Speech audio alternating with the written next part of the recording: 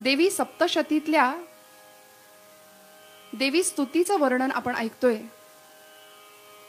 सावर्णिक मन्वंतरांतर्गत आलेल्या देवी महात्म्याच्या कथेचं जे वर्णन मार्कंडेय ऋषींनी सप्तशतीमध्ये केलेलं आहे. 700 श्लोकांची ही सप्तशती, त्याच्यामधल्या 5व्या अध्यायातले जे 21 श्लोक देवतांनी देवीची स्तुती गायली आहे, त्या श्लोकांवर आपण विचार करतोय. त्या एक एक रूपाचं थोडंसं गायन करण्याचा प्रयत्न करतोय की या देवी सर्व भूतेषु, सर्व भूतमात्रांमध्ये स्थित असलेली देवी कुठल्या कुठल्या रूपामध्ये आहे, कुठल्या अंशाने ती भगवती आमच्या रूपामध्ये आहे, आमच्यामध्ये आहे, सृष्टीमध्ये आहे. तर या प्रत्येक रूपाला आम्हाला आता वंदन करायचंय ना श्रोते हो. आजचं रूप देवीचं वृत्ती स्वरूप बघूया. या देवी सर्व भूतेषु वृत्ती रूपेण संस्थिता, नमस्तस्यै नमस्तस्यै नमस्तस्यै नमो नमः. या देवी सर्व भूतेषु स्मृती रूपेण संस्थिता, नमस्तस्यै नमस्तस्यै नमस्तस्यै नमो नमः. देवीच्या वृत्ती रूपाला, देवीच्या स्मृती रूपाला आपण वंदन करायचं.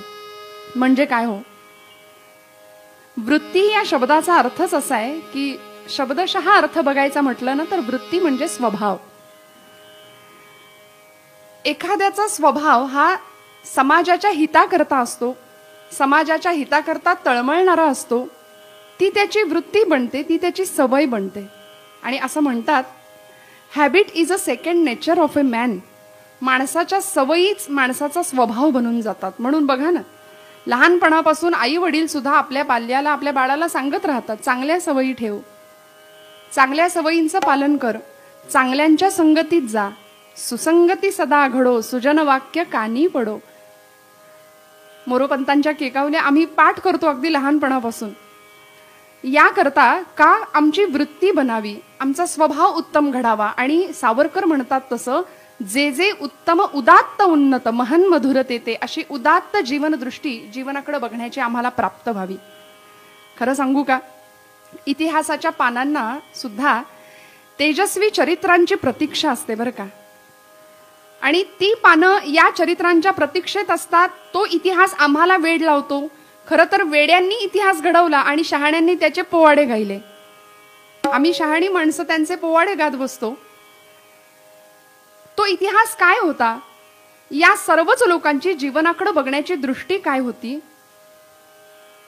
त्यांची वृत्ती कशी होती, समाजाप्रतीची, धर्माप्रतीची, अध्यात्माप्रतीची, देशाप्रतीची, या सगळ्याचा जेव्हा आम्ही विचार करतो ना, तेव्हा अशी अनेक चरित्र आमच्या डोळ्यासमोर येतात.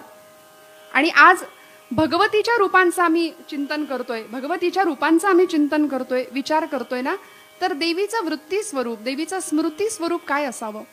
एखादी व्यक्ती चिरकाल आमच्या स्मरणात राहते का, कारण तिच्या कार्यामुळे, तिच्या जीवन जगण्याच्या पद्धतीमुळे. शिवखेरा नावाचे एक तत्ववेत्ते किंवा लेखक, त्यांचं एक पुस्तक आहे ना, त्यामध्ये त्यांचं प्रसिद्ध वाक्य आहे, यश तुमच्या हातात, मला वाटतं असं त्या पुस्तकाचं नाव आहे. ते म्हणतात, महापुरुष वेगळं काही करत नाहीत, महापुरुष वेगळं काही करत नाही, पण प्रत्येक गोष्ट ते वेगळेपणाने करतात. मग हे वेगळेपण काय आहे जीवनाकडे बघण्याचं त्यांचं, मला सांगायला आज अतिशय आनंद होतोय देवीच्या या वृत्ती, भगवतीच्या वृत्ती स्वरूपाबद्दल.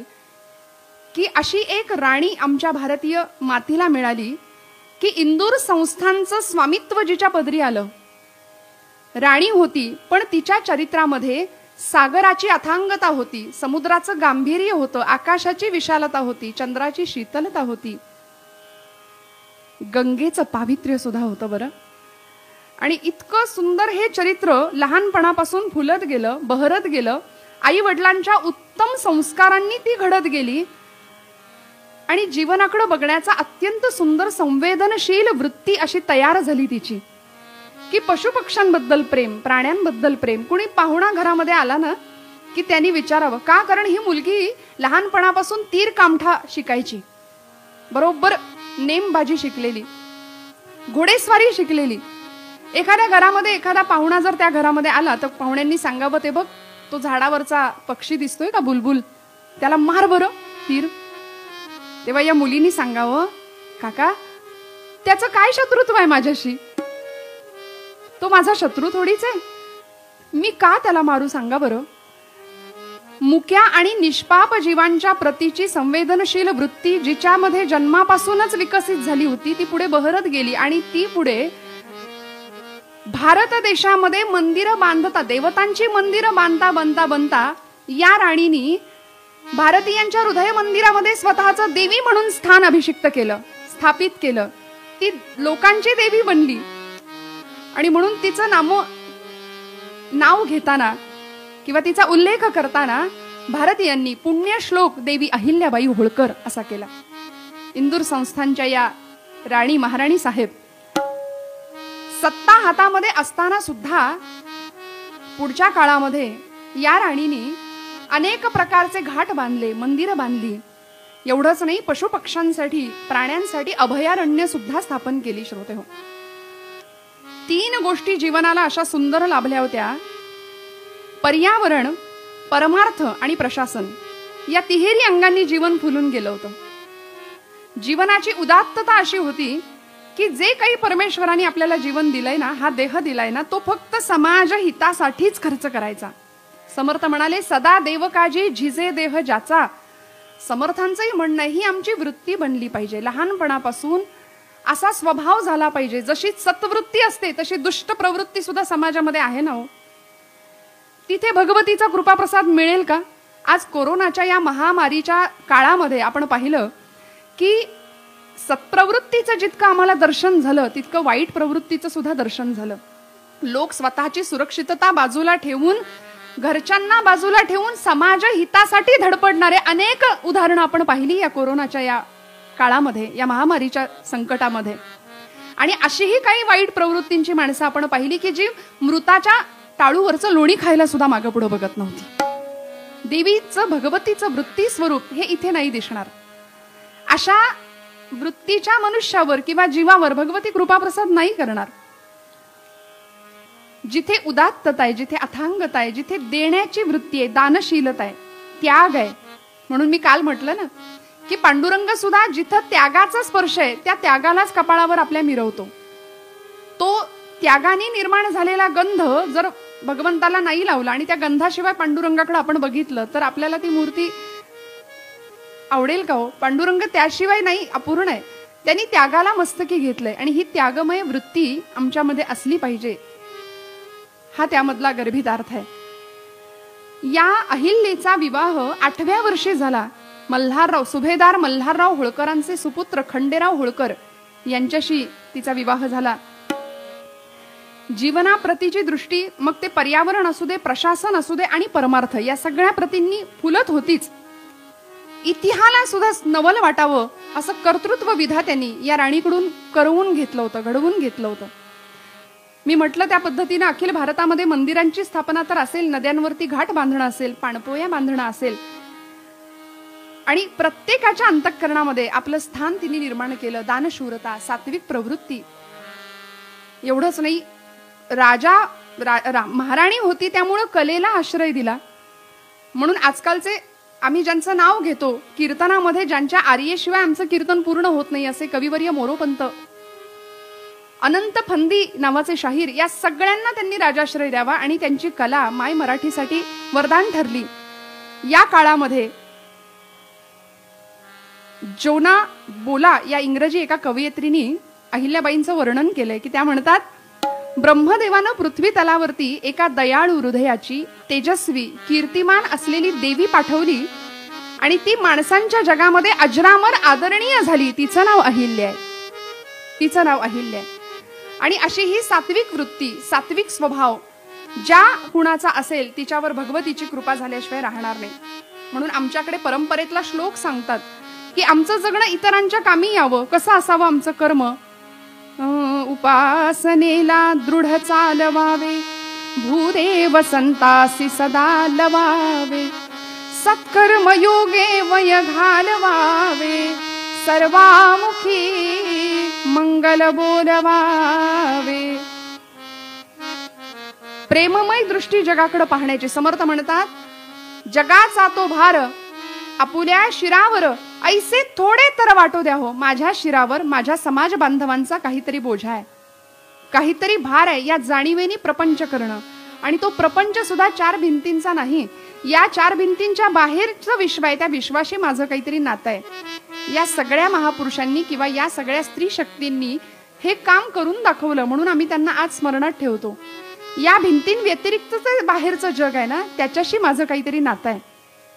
किती संवेदनशीलता होती हो आमचे तुकोबराय. संतांकडे ही वृत्ती होती बरं, म्हणून संत देवांना जवळचे वाटले, देव संतांना जवळचे वाटले. याचं कारण तुकोबराय ज्यावेळी भंडाऱ्याच्या भामनाथाच्या डोंगरावर बसायचे ना, एखाद्या वृक्षाच्या त्या पायथ्याशी असे तळाशी बसायचे आणि नामसाधनामध्ये तल्लीन झालेले तुकोबराय विठ्ठल विठ्ठल विठ्ठल मुखानी नामस्मरण सुरू आहे, आणि एखादी चिमणी जर तुकोबरायांच्या येण्याने त्या फांदीवर बसलेली असेल आणि ती उडून गेली, किती वृत्ती संवेदनशील होती बघा. ती जर चिमणी उडाली ना, तर तुकोबराय तिला म्हणायचे, का ग माझ्या येण्याने तुला त्रास झाला का? माझ्या येण्याने तुला त्रास झाला असेल ना, तर मला असं वाटतं तुझ्यातलं आणि माझ्यातलं आत्मतत्व एकच आहे, तुझ्यातलं आणि माझ्यातलं चैतन्य एकच आहे. तर आता बाई ग, माझी इच्छा अशी आहे की तू माझ्या मांडीवर येऊन बसावस. आणि खरंच काय आनंद होता, काय आनंद होता. वृक्षवल्ली आम्हा सोय रे वनचरे, वृक्षवल्ली आम्हा सोय रे वनचरे, वृक्षवल्ली आम्हा सोय रे वनचरे, वृक्षवल्ली. पक्षी सुस्वरे आळविते, वृक्षवल्ली आम्हा सोय रे वनचरे, वृक्षवल्ली आम्हा सोय रे वनचरे, पक्षी सुस्वरे.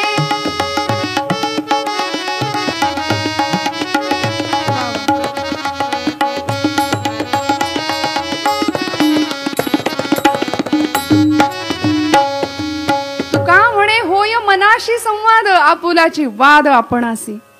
साधकावस्थेतली ती धडपड होती.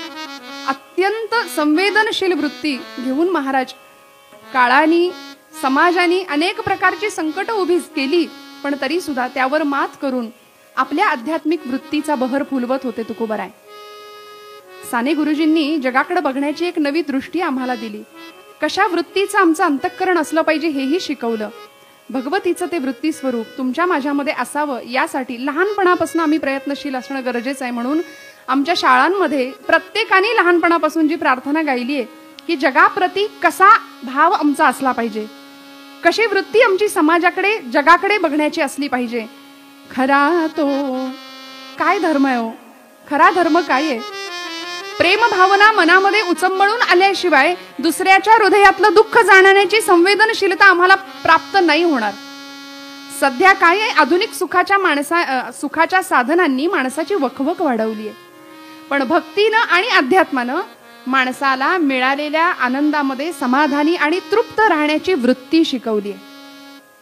जीवनामध्ये नसलेला आनंद मिळवायचा कसा आणि असलेला आनंद वाढवायचा कसा हे ज्याला कळलंय ना, तो भक्त आहे. ज्याच्या माध्यमातून कळलंय ते अध्यात्म आहे, ती उपासना आहे. आणि अशी उपासना आम्हाला करताना भगवतीचं स्वरूप आम्हाला डोळ्यासमोर ठेवावं लागेल, तर ती वृत्ती आमची तयार होईल, आम्हाला ती सवय लागून जाईल, आमच्या इंद्रियांना ते वळण पडेल की बाबा असंच जीवन आम्हाला जगायचंय. नाहीतर मग मार्ग भरकटायला वेळ नाही लागत. कसा धर्म असला पाहिजे?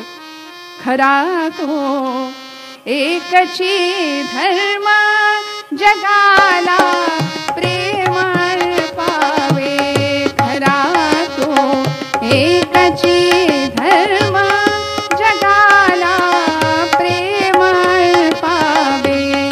जगीचे हीन ती पतिता, जगीचे दीन पद दलिता.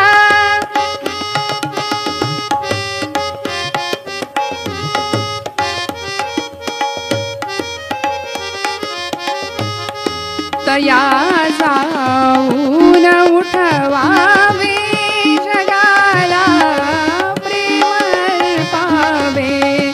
खरा तो एकची धर्म जगाला प्रेम पावे. खरा तो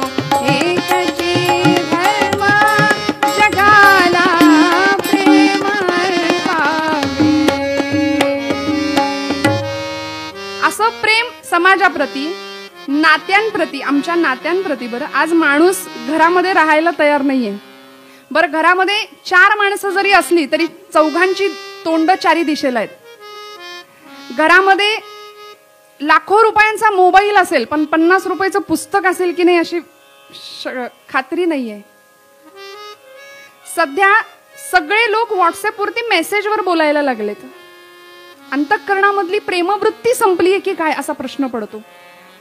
म्हणजे श्रद्धांजलीला तोच गुच्छ, वाढदिवसाला तोच गुच्छ, ओके बोलण्या इतकं, टाईप करण्या इतकाही वेळ नाही, के लिहितात नुसतं.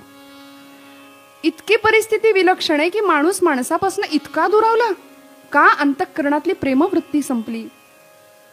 आणि या सगळ्याचं जर समीकरण आमच्या जीवनाला मिळावं असं वाटत असेल ना, हे सगळं आमच्या जीवनामध्ये असावं असं वाटत असेल ना, तर आम्हाला अध्यात्माशिवाय पर्याय नाही. आणि म्हणून आध्यात्मिक वृत्तीची वाढ व्हावी यासाठी प्रत्येकाने प्रयत्न केला पाहिजे. आमचं कसं असतं माहितीये, आज समाजामध्ये अनेक धर्म, अनेक पंथ, अनेक संप्रदाय आहेत. कुणी म्हणतं या बाजूनी भक्ती करा, कुणी म्हणतं असं करा, कुणी म्हणतं तसं करता, कुणी म्हणतं तीर्थयात्रा करता, जपजाप्य करा, दान धर्म करा. जो तो ज्याला त्याला पटेल असं सांगतोय, जो तो ज्याला त्याला झेपेल अशी भक्ती करतोय. पण एवढं करून सुद्धा फळच कोणाला काही मिळेना. आणि आमची सुखासाठी असलेली धडपड आणि ती वकवक थांबेच ना. सुखाभिलाषी असलेला आमचा तो जीव, आम्हाला सुख मिळत नाही आणि वाट्याला दुःखच येते. आणि मग आम्ही काय रे देवा, कसं रे देवा, काय रे केलंस. म्हणून आम्ही सगळं आमच्या नशिबाचं म्हणतो ना, दोष भगवंताला देतो. तर आध्यात्मिक वृत्ती वाढावी याकरता आम्ही काही प्रयत्न करतो का? देवीची उपासना करायची, नवरात्र करायचे. मी जसं म्हटलं तसं आम्ही 9 दिवसाचे 9 रंग आधीच निवडून ठेवलेले असतात. एवढी सगळी तयारी जर आम्ही करतो तर बाबा या दिवशी आज मी देवीच्या या रूपाचा अभ्यास करेन. देवीची ही शक्ती काय आहे, तिचं नाव काय आहे, तिच्या रूपाचा अभ्यास, तिचं चरित्र काय आहे, तिचे गुणानुवाद मी गाईन, त्याचं मी गायन करीन, त्याचं चिंतन करीन. हा विचार आम्ही करतो का हो? आणि आज परिस्थिती अशी आहे की ज्या देवीची आम्ही उपासना करतो त्या देवीची उपासना करणारी एखादी मुलगी ज्यावेळी गरबा खेळते तिच्या कपाळाला कुंकू नाही, हातामध्ये बांगडी नाहीये, कपाळाला कुंकू लाव. हिंदू धर्म संस्कृतीची आम्ही जपणूक करतो ना, कुंकू लाव म्हटलं की राग येतोय अशी परिस्थिती आहे. म्हणजे अगदी केशभूषेपासून ते वेशभूषेपर्यंत सगळंच सांगायची आज परिस्थिती वेळ येऊन ठापलीये. का? कारण मर्यादे पलीकडचं जीवन आम्ही जगतोय. आणि का? याचं कारण आमच्याकडे आध्यात्मिक वृत्तीचा भक्कम असा पाया आम्हाला मिळत नाहीये. तो पाया आमचा भक्कम बांधला जावा, ती वृत्ती आमची विकसित व्हावी याकरता सुरुवात तर केली पाहिजे. संत म्हणतात तुम्ही एक करा, पुढची 2 शून्य भगवंत ती भगवती ठेवायला तयार आहे. तुम्ही सुरुवात तर करा, एक पाऊल चाला. ब्रह्मचैतन्य महाराजांचं वाक्य आहे, तुम्ही माझ्याकडे 2 पावलं, रामाकडे 2 पावलं चालत या, राम तुमच्याकडे 20 पावलं चालत येईल. तुम्ही जर चाललाच नाही तर तो म्हणेल तू राहा तुझ्या जागी, मी राहतो माझ्या जागी. आमचं असं आहे की आरंभ शूरहा या न्यायाने आम्ही चालतो. कुणी आम्हाला एखादा मंत्र दिला, उपासना दिली तर आम्ही सुरुवात करतो, पण ती आमची सवय, तो आमचा स्वभाव आणि ती आमची वृत्ती व्हायला वेळच देत नाही. ती सवय व्हावी याकरता सुरुवात तर करावी लागेल. बरं, आम्ही सुरुवात करतो, जपाची माळ हातामध्ये घेतो, नवीन आसन दिलं, नवीन आसनावर बसलो, छान सुरुवात झाली, हातामध्ये माळ घेतली, 108 मण्यांची माळ. सुरुवातीचे 4 दिवस छान गेले, जप उत्तम झाला आणि 4 दिवसानंतर मनात विचार आला, आज बसूनच कशाला करायला पाहिजे, उभ्यानी करूया. सवयीमध्ये आणि त्या उपासनेच्या सातत्यामध्ये खंड पडला, सातत्य तुटलं. वृत्ती बनायला वेळ द्यावा लागेल. सातत्य संपलं, खंडित झालं. मग 4 दिवसांनी विचार केला, उभ्यानीच कशाला करायला पाहिजे, इकडे तिकडे फिरता फिरता, अहो येता जाता उठता बसता संतांनी सांगूनच ठेवलंय, चालेल म्हणाले नाम घेतलं तरी. मग इकडे तिकडे फिरत फिरत नाम घ्यायला लागला. काही 4 दिवस गेले, म्हणाला माळच कशाला हातात ठेवली पाहिजे, मनाची माळ, चालेल श्वासाला नाम घेऊया, ठेवली माळ बाजूला, संपलं. उपासनेतलं सातत्य संपलं, ती वृत्ती बनायला वेळच नाही दिला, ती सवय संपून गेली. इंद्रियांना वळण लागलं पाहिजे, ते लागलंच नाही. आणि परिणाम असा झाला की एक दिवस जपही विसरून गेला. का? कारण आम्ही इतके आसक्त आहोत, आम्ही अनुरक्त आहोत. कशामध्ये? विषयांमध्ये. माझे गुरु आदरणीय नारायणबुवा काणे यांचं फार सुंदर पद आहे की आम्हाला थोडंसं आत्म निरीक्षण करावं लागेल, की आमची वृत्ती अंतर्भिमुख करावी लागेल आणि स्वतःचंच परीक्षण करावं लागेल की मी कोण आहे, माझी आज परिस्थिती काय आहे, मी कशामध्ये नेमकं लक्ष देतोय. एखाद्या त्या मृगजळाप्रमाणे, त्या हरणाप्रमाणे कस्तुरीच्या शोधात असलेलं ते मृग जसं धावत राहतं नानोमाळ, तशी आमची अवस्था झालीये. या सगळ्या भवसागरामध्ये आम्ही असेच धावत सुटलोय. सात तू आसक्त तू अनुरक्त तू विषयात तू सक्त तू आसक्त तू अनुरक्त तू विषयात तू.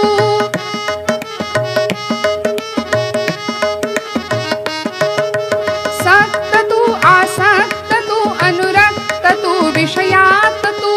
भक्त तू रे भक्त होई, भक्त तू रे भक्त होई, तक्त सुखाचे मिळवी तू. देशी का विश्वास तू, देशी का विश्वास तू, देशी का विश्वास. कोण तू कोठील तू रे कसा जगी आलास तू.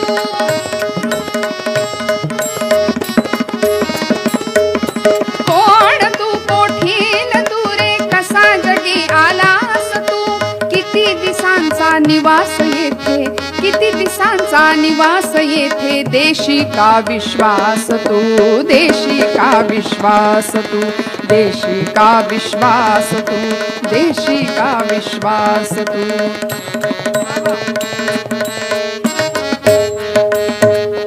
किती धावशी उपास पोटी मृगापरी त्या तृषार्थ तू.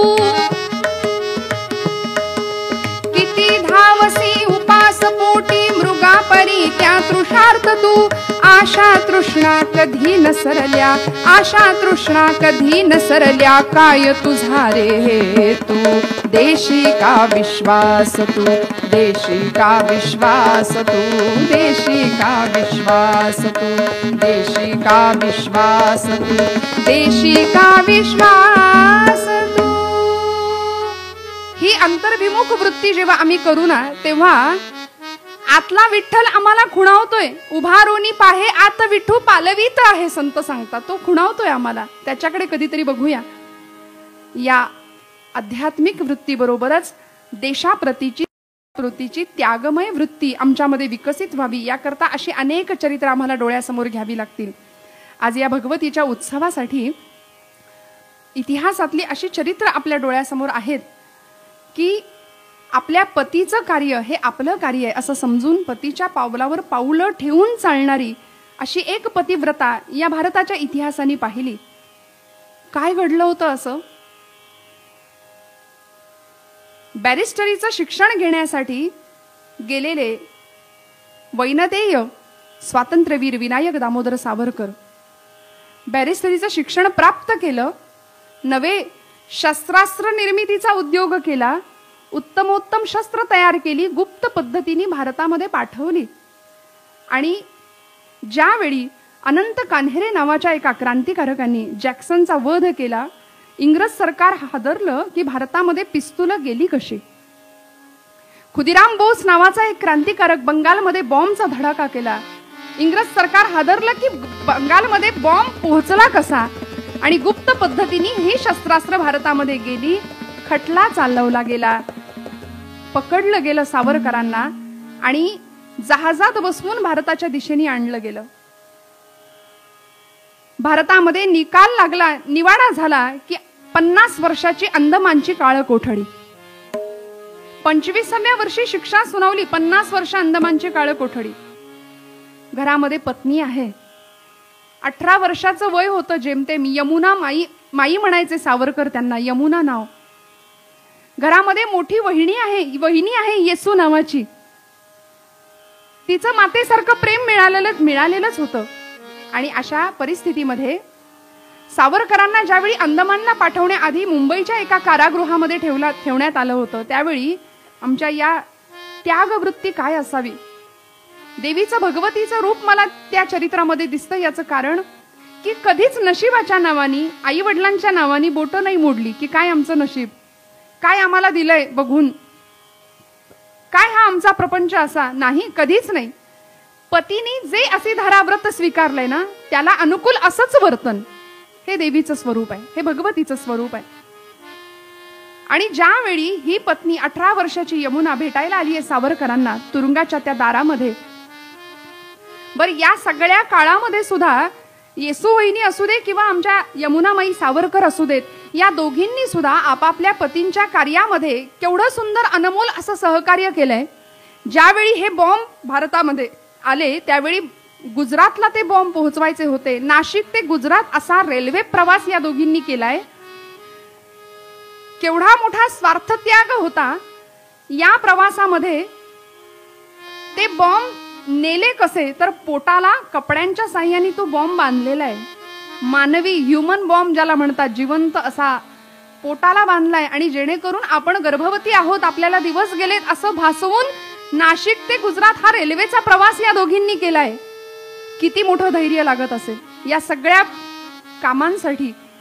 पण ठरलेलं होतं, वृत्ती पक्की झालेली होती की सगळं काही देशासाठी आहे, आपल्या पतीच्या कार्यासाठी आहे. आणि ज्यावेळी सावरकरांवरती खटला चालवला ना त्यावेळी या घरादारावर जप्ती आणली होती. सगळं घर निकालात काढलं, जमीन निकालात काढली, जप्ती आणली, बँक खाती होती ती सील केली, घर सील केलं. या दोघींना स्वतःच्या माहेरी जावं लागलं. येसू वहिनी आणि यमुना माई या दोघींनाही आपापल्या माहेरी जावं लागलं. आणि माईंनी आठवण लिहून ठेवली आहे स्वतःची की आम्ही दोघी सुद्धा माहेरी गेलो पण घराच्या उंबरठ्यात नाही. 5 ते 6 वर्ष गायी गुरांच्या गोठ्यात आम्हाला आयुष्य कंठावं लागलं. का? कारण इंग्रज गाढवावरनं नांगर फिरवतील जर घरात या लोकांनी घेतलं तर. गायी गुरांच्या गोठ्यामध्ये बसून तिथे घरच्यांनी आणून ओंजळीनी भात वाढायचा, तिथे जमीन स्वच्छ करायची, जमिनीवर तो भात वाढायचा आणि गायी गुरांच्या सहवासात राहून आम्ही तिथे 6 वर्ष जेवलो, तिथे राहिलो. माईंची ही आठवण आहे. आणि असा त्यागमय वृत्तीचा आविष्कार भगवतीचा आमच्या यमुना माई ज्यावेळी सावरकरांना भेटायला गेल्या त्या कारागृहामध्ये, त्यावेळी असा तुरुंगाच्या त्या सळीमधून सावरकर, आपला पती आपल्या समोर उभा आहे. सावरकरांना पाहिल्याबरोबर डोळ्यातनं टचकन पाणी आलं, पण पुसलं पाणी. काय असावी वृत्ती बघा. सावरकरांनी सांगितलं होतं जीवनाचा उदात्त दृष्टिकोन, तो स्वीकारला आणि सावरकरांकडे बघितलं, डोळ्यातलं पाणी दिसूनही दिलं आपल्या पतीला. आणि सावरकर हसत हसत त्या साखळ्यांचा आवाज झाला, वाज वाज शृंखले काढिनाद मंजुळे, टाकी तो तुझ्या लयीत मंद मंद पाऊले. वाज वाज शृंखले, वाज वाज शृंखले, वाज वाज शृंखले, वाज वाज शृंखले.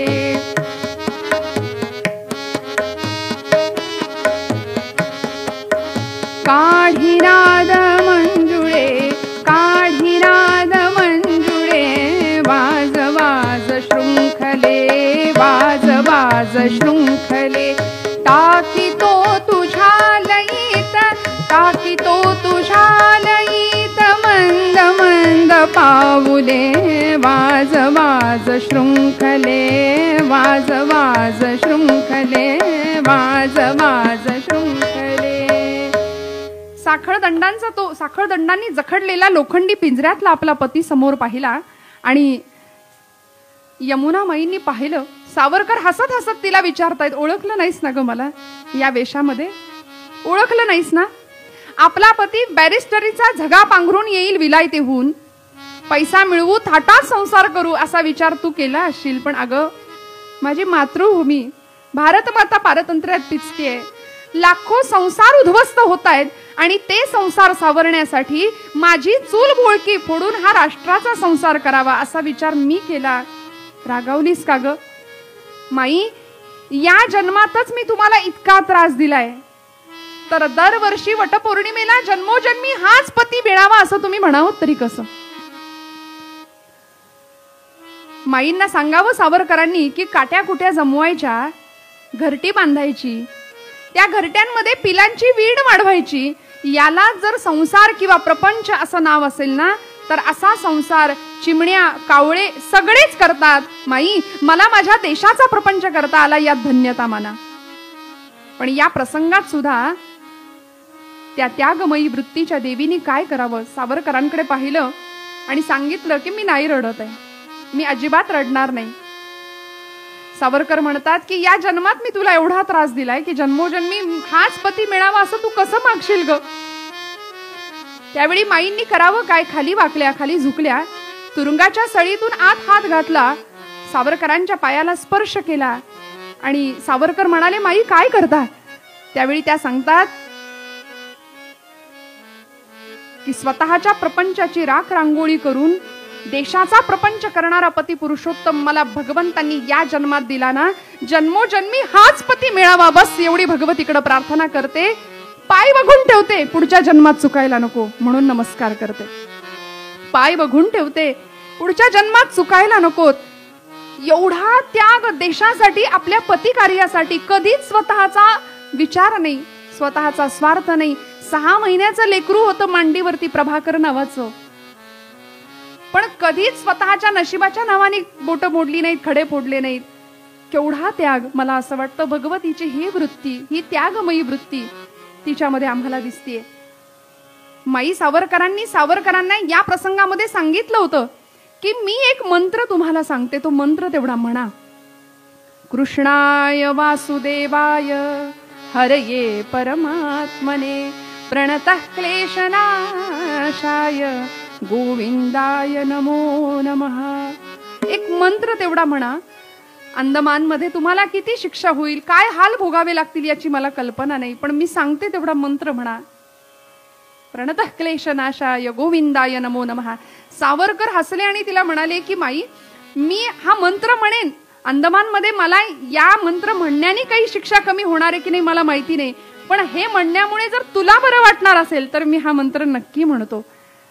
अशी चरित्र श्रोते हो या मायभूमीला मिळाली, या मातृभूमीला मिळाली. आणि म्हणूनच मला या सगळ्या चरित्रांमध्ये मातेचं, भगवतीचं एक एक रूप दिसतं आणि ते आपल्याला सांगायची माझी इच्छा होतीये. या कारणाकरताच देवीचं सेवाभावी रूप आम्हाला अजून एका चरित्रातनं दिसलं की ज्या एका रूपाने मूळची परदेशी होती बरं का, ती भारतीय नाही. तुम्ही म्हणाल मग परदेशी महिलेचं चरित्र आम्हाला का ऐकवताय, काय सांगताय? जी मूळची भारतीयच नाही, जी विदेशी आहे तिचं चरित्र आपण का गायचं? पण आपल्या कुणाही भारतीयापेक्षा ती जास्त भारतीय होती मी असं म्हणेन. कारण ज्यावेळी आयर्लंडचा तिचा जन्म, तिथे जन्म झाला, पाश्चात्य शिक्षणाचा प्रभाव, अर्थात तेच शिक्षण घेऊन ती लहानाची मोठी होत होती, पण अंतःकरणातल्या संवेदनशील वृत्तीला आई वडिलांकडून सुद्धा खतपाणी घातलं गेलं होतं. ती बहरत होती आणि मार्गारेट असं तिचं नाव, मार्गारेट नोबेल. पाश्चिमात्य शिक्षण प्रणाली अशी होती की अध्यात्म, संस्कृती या सगळ्याचा तिथे लवलेशही नाही. या सगळ्यामध्ये ख्रिस्ती मिशनऱ्यांनी भर घातली होती की ही सगळी ख्रिस्ती मिशनरी तिथल्या समाजाला, जनतेला उद्देशून सांगायचे की तुम्ही सगळे पापी आहात, तुम्ही सर्वजण पापी आहात आणि या पापातून जर मुक्त व्हायचं असेल ना तर तुम्हाला येशूच्या पाया पडावं लागेल, येशूच्या त्याला शरण जावं लागेल. या सगळ्या विचारांचा प्रभाव मनावर व्हायला तयार नाही. आणि त्याच काळामध्ये योद्धा संन्यासी म्हणून भारत मातेचा एक सुपुत्र होता. योद्धा कधी संन्यासी नसतो आणि संन्यासी कधी योद्धा नसतो, पण ही दोन्ही नामाभिधानं ज्या चरित्राला लागली असे आमचे स्वामी विवेकानंद परदेश दौऱ्यावर होते. व्याख्यानांसाठी ट्रेनच्या ट्रेन भरून लोक धावायचे, लोक यायचे, प्रचंड गर्दी व्हायची. माझ्या बंधू आणि भगिनींनो या एका हाकेमध्ये सगळं विश्व जिंकलं होतं, सगळं जग जिंकलं होतं या महापुरुषांनी. अमेरिकेतली जनतेची अक्षरशः म्हणजे स्वामीजींना ऐकण्यासाठी या लोकांनी इतकी गर्दी करावी. शिकागो धर्म परिषदेचं स्वामींचं भाषण तर गाजलंच, सगळ्या वृत्तपत्रांचे मथळेच्या मथळे यांच्याच नावाने भरून व्हायला लागले. आणि इंग्लंडमध्ये स्वामीजींचं ज्यावेळी व्याख्यान होतं त्या एका व्याख्यानाला मार्गारेटला जायची संधी मिळाली. लहानपणापासून ख्रिस्ती मिशनऱ्यांचं एकच तत्वज्ञान कानावर पडते की तुम्ही पापी आहात, तुम्ही कर्मदरिद्री आहात. मानव देहाला जन्माला आलात ना तर आता या पापातून, या चक्रातून सुटका होण्यासाठी येशूला शरण जा, तुम्ही पापी आहात. हे काही मनात पटत नव्हतं, ठसत नव्हतं. आणि अशा वेळी स्वामीजींची अमृतवाणी कानावर पडली आणि स्वामीजींच्या मुखातला शब्द मार्गारेटच्या अंतःकरणामध्ये भिनला. स्वामीजींच्या व्याख्यानांमधून असा एक झंझावात देशप्रेमाचा, भारतीय तत्वज्ञानाचा, भारतीय अध्यात्माचा निघत होता की स्वामीजींच्या मुखातनं शब्द ऐकले, अमृतस्य पुत्र आहात, तुम्ही अमृताचे पुत्र आहात. स्वतःला अजिबात कमी लेखू नका, तुम्ही अमृताचे पुत्र आहात. उत्तिष्ठित जागृत प्राप्य वरान्न बोधित. एवढं ऐकलं मात्र आणि मार्गारेटच्या अंतःकरणावर असे काही ते शब्द कोरले गेले की बस, एखाद्या पवित्र यज्ञामध्ये, एखाद्या पवित्र यज्ञ वेदीमध्ये समिधा अर्पण करावी, तसा आपल्या जीवनाची समिधा याच सद्गुरूंच्या चरणांवर समर्पित करायची. बस, ठरला निश्चय, आयुष्याचं ध्येयच ठरून गेलं त्या काळामध्ये. आणि इतका आधार वाटला स्वामीजींच्या त्या वचनांचा मार्गारेटला की या चरणांवरती आपलं जीवन व्हायचं हे ध्येय तर निश्चित झालंच. स्वामीजींच्या बद्दल आदर वाटायला लागला आणि त्या आदराचं रूपांतर स्वामीजींना सद्गुरू समजण्यामध्ये झालं. गुरु स्वरूपामध्ये स्वामीजींना त्या समजायला लागल्या. पण परिणाम असा झाला की स्वामीजींची व्याख्यानं ऐकावीत, त्यांनी प्रभावित व्हावं आणि बघता बघता भारतीय संस्कृती, भारतीय अध्यात्म या सगळ्याची ओढ लागली. आणि आता कधी एकदा मी भारताच्या भूमीवर पाऊल ठेवीन, एवढी उदात्त उज्ज्वल असलेली भारतीय संस्कृती मला कधी बघायला मिळेल, म्हणून ती ओढ लागली आणि स्वामीजींना हट्ट करायला लागल्या. स्वामीजींनी कन्या म्हणून स्वीकार केला मार्गारेटचा. ब्रह्मचारिणी व्रताची दीक्षा दिली मार्गारेटला आणि तिचं नाव भगिनी निवेदिता असं केलं. भगिनी निवेदिता. निवेदिता या नावाचा अर्थच आहे समर्पण. आणि समर्पित वृत्तीने या महिलेनी आपलं अवघं पुढचं सगळं जीवन भारताच्या कार्यासाठी घालवलंय. म्हणून तिचं चरित्र का घ्यावं असं वाटलं याचं कारण, ती जरी विदेशी असली तरी ती आम्हा भारतीयांपेक्षाही जास्त देशप्रेमाने ओतप्रोत भरलेलं तिचं अंतःकरण होतं. ती समर्पित वृत्ती तिच्याकडे होती, म्हणून तिचं चरित्र आपण गायचं. देवार्थ जी देशार्थ जी तनु आपुली ओवाळीते, देवार्थ जी देशार्थ जी तनु आपुली ओवाळीते, या संस्कृतीच्या अमृता गंगोदकाजी प्राशिते, या संस्कृतीच्या अमृता गंगोदकाजी प्राशिते.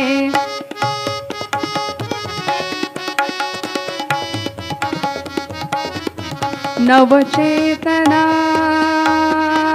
नवचेतना शक्ती नवी जी लोकमानसी सिंचिते, नवचेतना शक्ती नवी जी लोकमानसी सिंचिते, नवजात ऐसी कालिका हो देवते सुनिवेदिते, नवजात ऐसी कालिका देवते सुनिवेदिते, देवार्थ जी देशार्थ जी तनु आपुली ओवाळीते, देवार्थ जी देशार्थ जी तनु आपुली ओवाळीते, या संस्कृतीच्या अमृता गंगोदकाजी प्राशिते, या संस्कृतीच्या अमृता गंगोदकाजी प्राशिते, या संस्कृतीच्या अमृता गंगोदकाजी प्राशिते.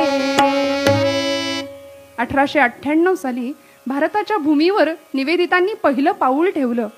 शुभ्र वस्त्र परिधान केलेल्या आणि हातामध्ये एक जपमाळ, असं जणू काही एखाद्या ऋषिकालीन तपस्विनीचं रूप भासावं असं ते भगवतीचं वृत्ती रूप होतं. श्रोते हो,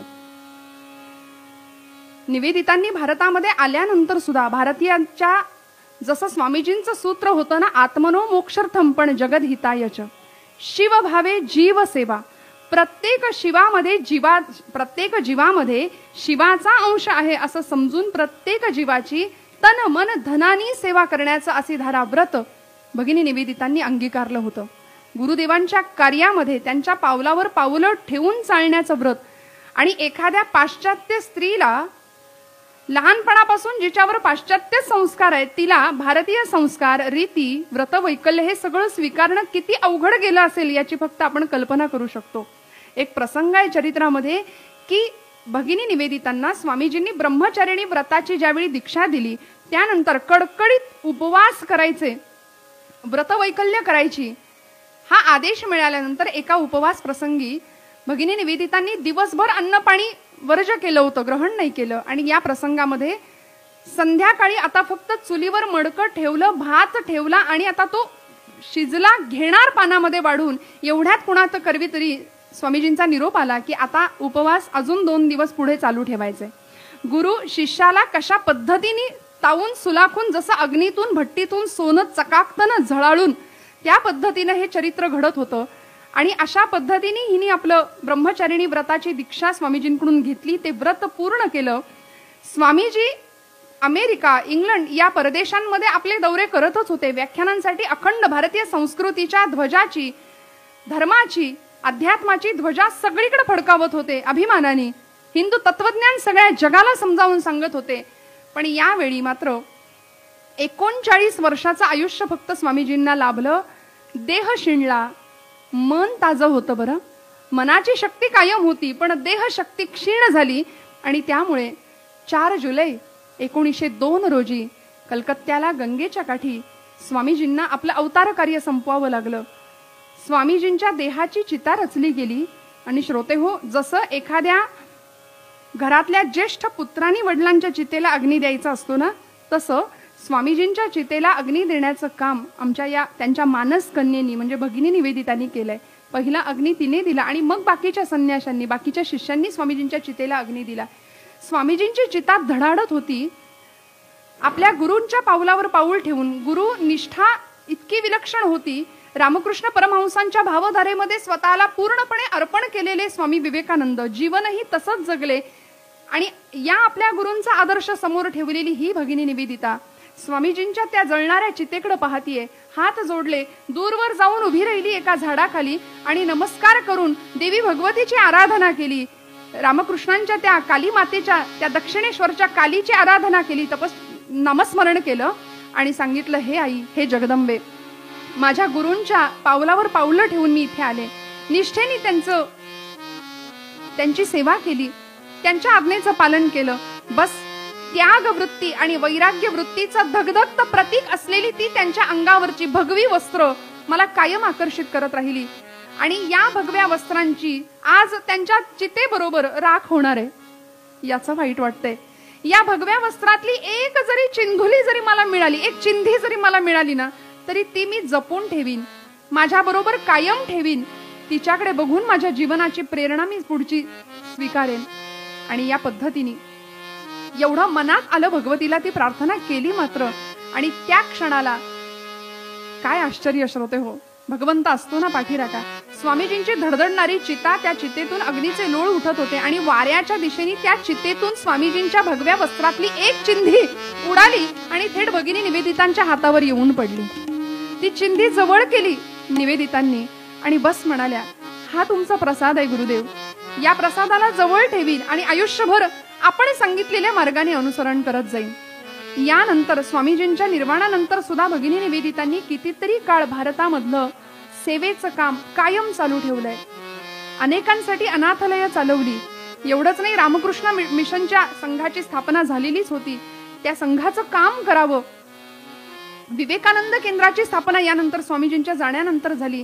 त्याही कार्यामध्ये आपला मोलाचा वाटा. नवे एखाद्या झंझावाताप्रमाणे पूर्ण असेतू हिमाचल भगिनी निवेदिता प्रवास करत होत्या, फिरत होत्या, करत होत्या. लोकांना, हिंदू धर्मतत्वज्ञान एक पाश्चात्य स्त्री सांगत होती. काय नवल होतं बघा, काय नवल होतं. आणि अशा या भगिनी निवेदितांचं सेवा कार्य सांगताना त्या काळातले एक इतिहास तज्ञ होते, यदुनाथ सरकार त्यांचं नाव, यदुनाथ सरकार. त्यांनी आपली आठवण लिहून ठेवली आहे की कलकत्त्यातल्या बागबाजार या प्रांतामध्ये मी फिरत असताना तिथे एक दलित वस्ती होती. दारिद्र्य जिथं ओसंडून वाहत होतं अशी एक वस्ती होती. आणि त्या वस्तीमध्ये मी सहज फिरत होतो तर एक गोरी महिला मला पाठमोरी दिसली. तिच्या हातामध्ये बादली होती आणि दुसऱ्या हातामध्ये झाडू होता. सेवा कार्य, त्याग वृत्ती म्हणजे किती असावी याचं विलक्षण अद्भुत चरित्र आहे हे. लोकोत्तर महापुरुष, या लोकोत्तर स्त्रिया काय होत्या याचं दर्शन आम्हाला या निमित्ताने घ्यायला मिळतं श्रोते हो.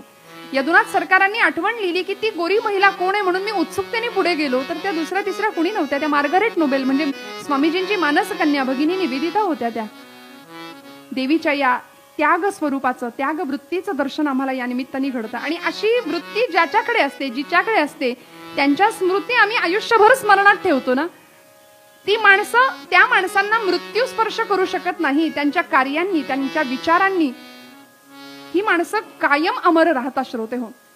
देवीचं स्मृतिरूप जर सांगायचं झालं ना तर अशीच एक स्त्री, अशीच एक कर्तृत्ववान शक्ती या भारतामध्ये जन्माला आली होती. पंजाब प्रांतामध्ये कर्नाल नावाचं गाव, लहानपणाचं नाव होतं मोंटू, पण मोठी झाली आणि कल्पना नाव मिळालं. बरं, कल्पनेची भरारी इतकी मोठी होती, लहानपणापासून स्वप्न बघायची. आणि भारताचे missile man doctor APJ Abdul Kalam असं सांगतात ना, आपल्या तरुणांना आवाहन करतात की स्वप्न बघा, स्वप्न बघा. स्वप्न विचार करायला लावतात आणि विचार तुमच्या कृतीत उतरतात. तुम्ही जर विचारच केला नाही तर तुमच्या हातून कृती घडणार नाही. त्यामुळे आधी स्वप्न बघा. आणि अशी स्वप्नाळू असलेली ही कल्पना लहानाची मोठी झालीये. लहानपणापासून नक्षत्र, ग्रह, तारे या संदर्भातलं प्रचंड आकर्षण होतं. कल्पना वीर ही बाला जाऊन भिडली गगनाला, कल्पना वीर ही बाला.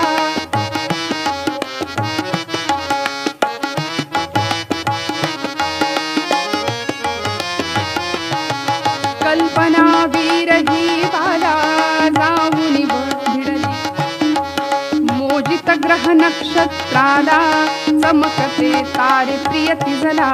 हे स्वप्न नव्हे तर सत्य, हे आज कळे आम्हाला.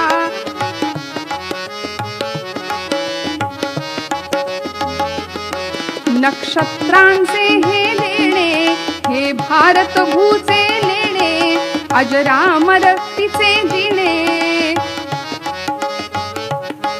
आदर्श हाची आम्हाला, अभिमान तिचा देशाला. आदर्श हाची आम्हाला, अभिमान तिचा देशाला. आदर्श हाची आम्हाला, अभिमान तिचा देशाला. प्रचंड महत्वाकांक्षी आणि स्वप्नाळू असलेली ही कल्पना लहानाची मोठी झाली.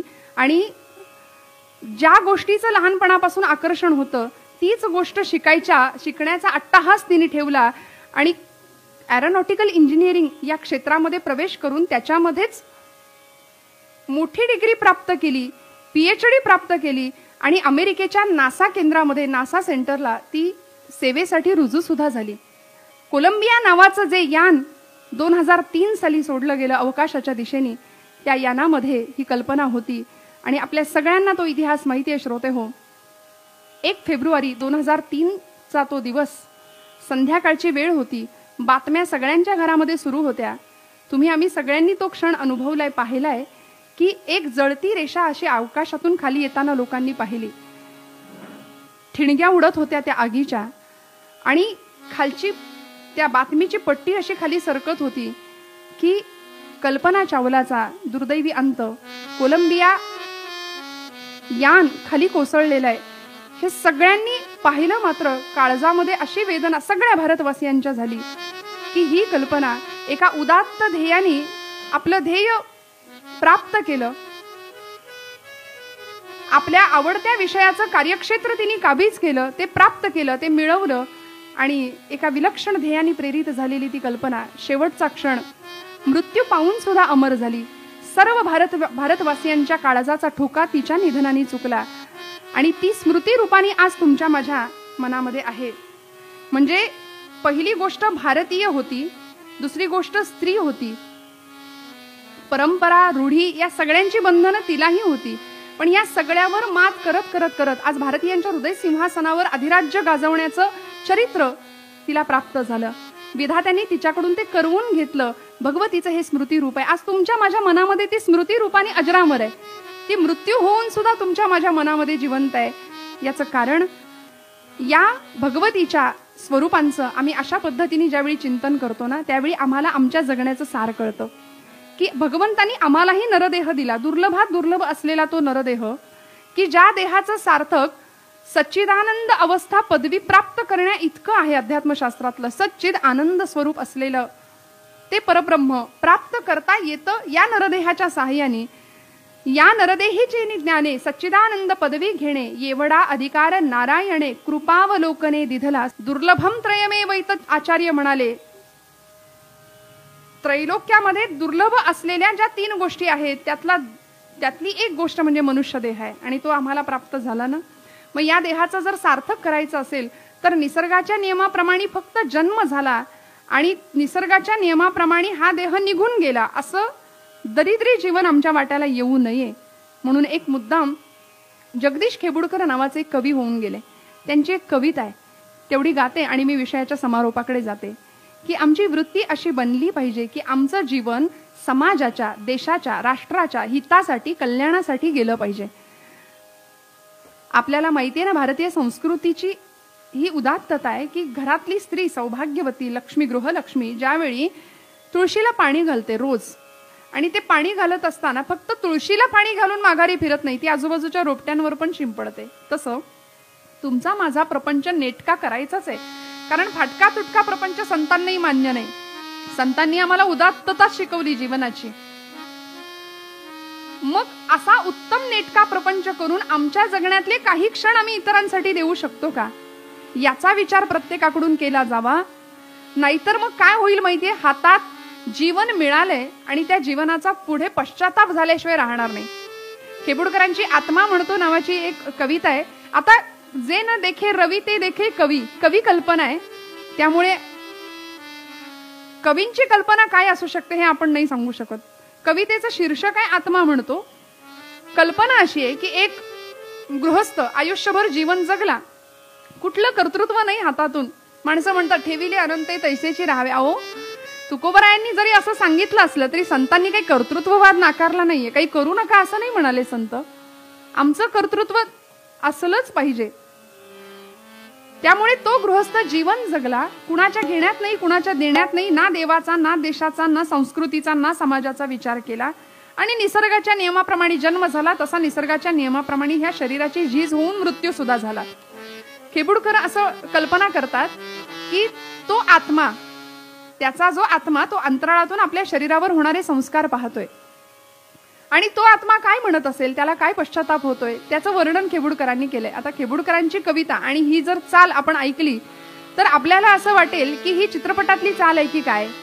पण खरं सांगू का, ही चाल नंतर चित्रपटाकडे गेली, पण खेबुडकरांनी या कवितेसाठी खरं या चालीची निवड केलेली होती.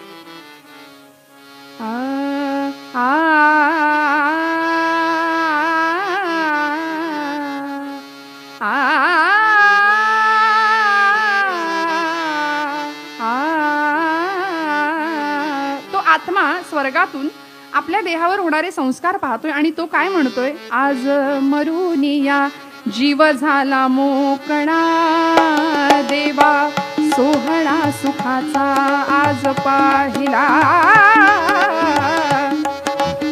काय आनंद आहे बघा. आत्मा म्हणतो. आता ही चाल ऐकल्यावर तुम्हाला कदाचित ते गाणं आठवेल, पण आठवू नका कृपया, शब्द हेच ऐका. ही चाल तिकडे घेतली बरं नंतर चित्रपटामध्ये, पण ही चाल खेबुडकरांची तोडी रागामध्ये याच गाण्यासाठी आणि याच कवितेसाठी केली आहे. जीवनाची वृत्ती अशी आमच्या घडली पाहिजे की नंतर पश्चातापाची पाळी नाही आली पाहिजे, तेव्हा भगवतीची कृपा आमच्यावर होईल. आज मरून या जीव झाला मोकळा, देवा सोहळा सुखाचा आज पाहिला. जन्मभरी नाही केली दसरा दिवाळी, दसरा दिवाळी, जन्मभरी नाही केली दसरा दिवाळी, दसरा दिवाळी. तेल पाणी नव्हतं माझ्या कधीही कपाळी. मी असं आयुष्य जगलो, शीर्यते यत् शरीरम, या न्यायाने शरीराची झीज झाली, पण माझं जगणं इतरांच्या कामीच नाही आलं. मी काहीच नाही करू शकलो जगासाठी, म्हणून पश्चाताप होतोय. दरिद्री अवस्थेमध्ये माझं आयुष्य, कर्म दरिद्री अवस्थेमध्ये आज मी मरणाला सामोरा गेलो. तेल पाणी नव्हतं माझ्या कधीही कपाळी, कधीही कपाळी. आज नाशिवंत देह न्हाऊ घातला, देवा सोहळा सुखाचा आज पाहिला. आणि मग नाशिवंत देहाला न्हाऊ घालताना तो आत्मा पाहतोय की मी आजवर काहीच नाही केलं. जन्मभरी होतो नंगा लखतरात लाज, लखतरात लाज, लखतरात लाज, परी तो दळिंद्र्याचा साज, दळिंद्र्याचा साज. आज नव्या कापडानं देह झाकला, देवा सोहळा सुखाचा. असं म्हणतात लाख कमाओ हीरा चांदी सोना मोती, लेकिन कफन को कभी जेब नहीं होती. कशासाठी एवढा हव्यास आम्ही करतो? जाताना काहीच नेता येत नाही तर आमची वृत्ती उदात्त का होऊ शकत नाही? संवेदनशील का होऊ शकत नाही? प्रेममयी, दयाशील, धर्मशील, दानशील असं वृत्ती आमच्या अंतःकरणाची का नाही बनू शकत? जीवनभर माझं माझं मी मी करत करत शेवटी ते कफन, त्या कफन त्याला काही खिसा नाही ना, जाताना काही घेऊन जातातही येणार नाही. असं म्हणतात, येशी उघडा जाशी उघडा, ही परिस्थिती आहे. काय उदात्त आणि काय सुंदर विचार आहे बघा संस्कृतीचा. ज्यावेळी आपल्याकडे विवाह बंधनामध्ये बांधले जातात ना दोन जीव, त्यावेळी विवाहाच्या आधी आपल्याकडे कपड्यांची खरेदी होते ना, बस्ता बांधणं त्याला आपण म्हणतो. आणि त्यावेळी अनेक भरजरी सगळे पोशाख तयार केले जातात. त्या दुकानामध्ये गठ्ठा बांधला जातो आणि ते वरचं जे कापड असतं ते पांढरं असतं. कितीही म्हणाले रंगीत वसन घाला, पण जीर्ण शालती उरे शेवटी लेणे वार्धक्याचे. अशा सगळ्या जीवनाचा वास्तव विचार आम्हाला करावा लागेल. आणि भगवंतांनी दिलेला नरदेह, भगवंतांनी दिलेलं आयुष्य, जीवन हे उत्तम उदात्त प्रफुल्लित कसं असेल, भगवंताच्याच कार्यासाठी, देवाच्याच कार्यासाठी, देशाच्याच कार्यासाठी कसं वाहिलं जाईल, ही अंतःकरणाची वृत्ती घडवणं हे आमच्या हातात आहे. आणि ते भगवतीच्या आशीर्वादाशिवाय होणार नाही, देवीच्या आशीर्वादाशिवाय ते होणार नाही. यासाठी नवरात्र आहे आणि यासाठी देवीची उपासना आहे, यासाठी भगवती उपासना आहे. काय झालं बघा, सगळ्या साधू संतांनी सांगितलं, बाबा रे नाम घे, भगवंताची उपासना कर, पण मी केली नाही. जन्मभरी नाही केला नामाचा विचार, नामाचा विचार, नाम जप नाही केला कधी जन्मभर, कधी जन्मभर. आज नाम गजरात देह सादरा, देवा सोहळा सुखाचा आज पाहिला.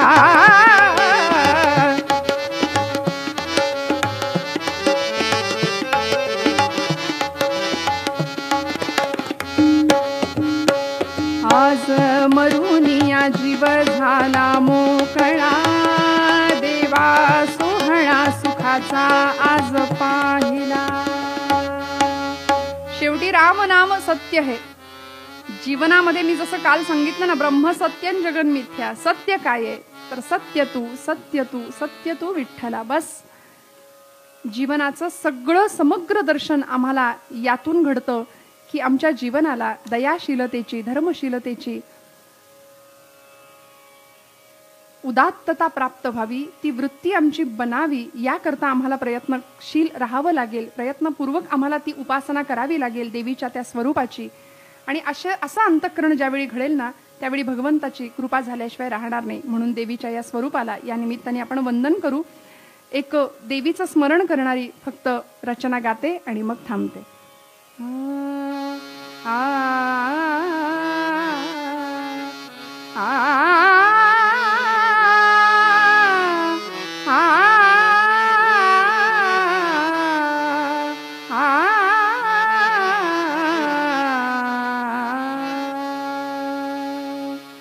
जगत जननी भवतारिणी मोहिनी तू नवदुर्गा, जगत जननी भवतारिणी मोहिनी तू नवदुर्गा.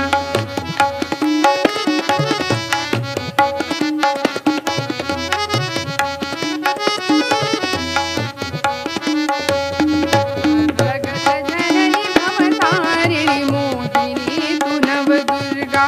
तू भवानी महाकाली, तू भवानी महाकाल, तू शिवानी मंगला. जगत जननी भवतारिणी मोहिनी तू नवदुर्गा.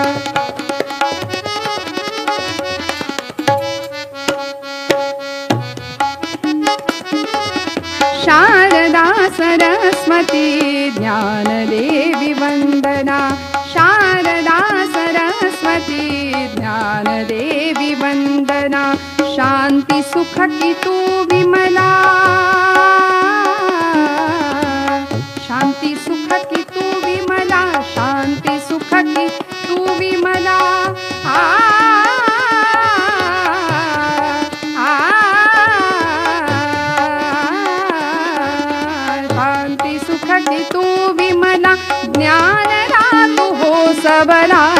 जगत जननी भवतारिणी मोहिनी तू नवदुर्गा।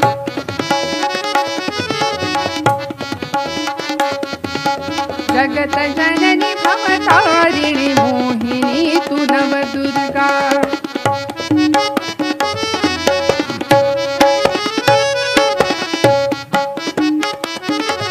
लक्ष्मी धन की संपदा पूरी करत कामना। लक्ष्मी धन की संपदा पूरी करत कामना।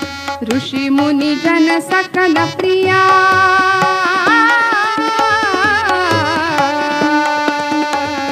ऋषि मुनि जन सकल प्रिया कोमला तू चंचला। जगत जननी भवतारिणी मोहिनी तू नवदुर्गा।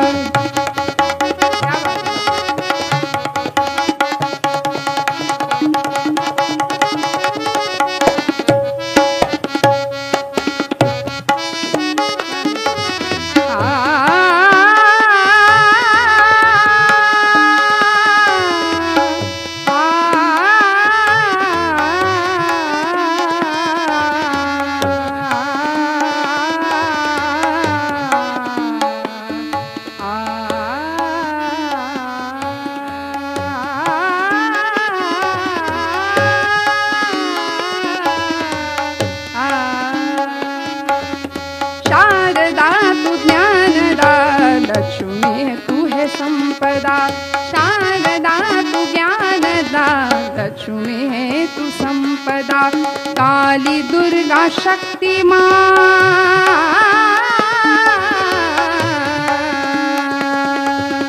काली दुर्गा शक्ति माँ कोटि है तुम्हें प्रणाम। जगत जननी भवतारिणी मोहिनी तू नवदुर्गा। जगत जननी भवतारिणी मोहिनी तू नवदुर्गा। तू भवानी महाकाली। तू भवानी महाकाली। तू शिवानी मंगला। जगत जननी भवतारिणी मोहिनी तू नवदुर्गा।